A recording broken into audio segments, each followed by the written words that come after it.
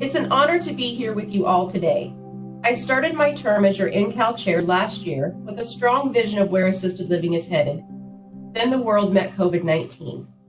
I have worked as a nurse in long-term care for over 26 years, and I would never imagine what this year would bring.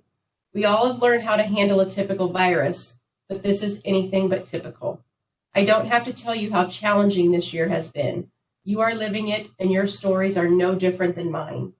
My community made the tough decision to temporarily close our doors to visitors this spring once the pandemic hit.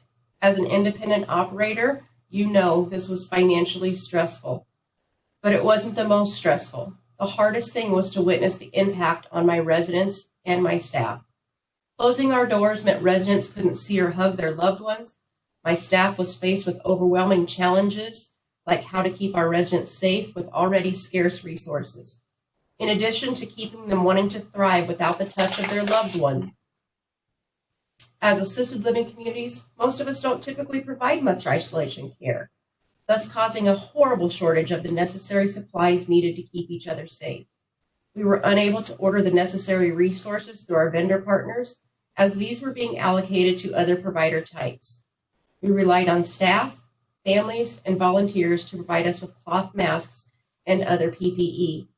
We were scared of the unknown, but through partnerships with our state association, we overcame this hurdle. Despite everything, I have never been more encouraged. Everyone had a choice to either cower to this virus or become better because of it. We chose to become better because of it. We chose to be in charge of our future, not sit back and see what happens. NCAL was working just as hard as we were behind the scenes. Their behind-the-scenes efforts and actions undoubtedly saved thousands of lives. For all of us, staying safe means making sacrifices.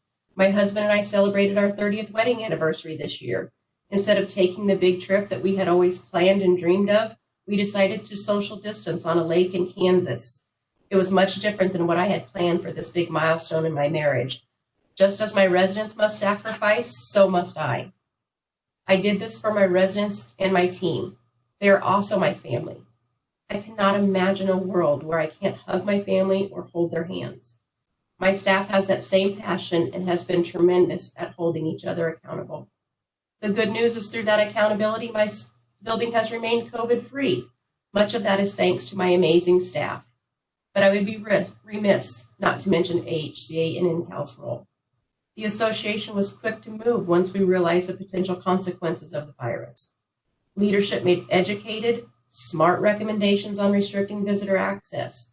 NCAL has been a strong voice for securing the equipment, testing, and especially funding necessary to safely care for our residents.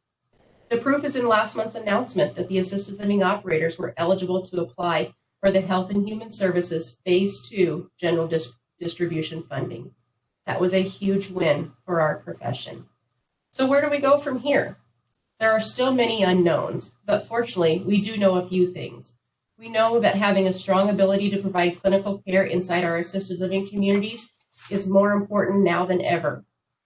Molding our social model with our medical model in our communities is vital.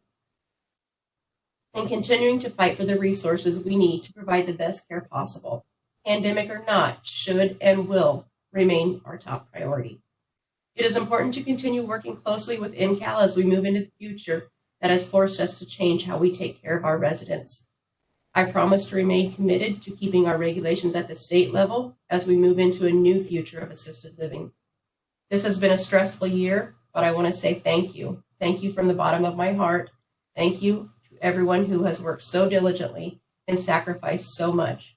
You are true heroes.